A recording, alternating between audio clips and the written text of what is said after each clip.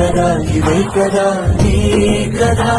ముగింపు లేనిదై సదా సాగదా నిస్వార్థమెంత గొప్పదో ఈ పదము రుజువు కట్టదా సిరాలు లక్ష వంపదా చిరాక్షరాలు రాయదా నిశీధి ఎంత చిన్నదో నీ కంటి చూపు చెప్పదా నీలోని వెలుగు పంచగా విశాల నింగి చాలదా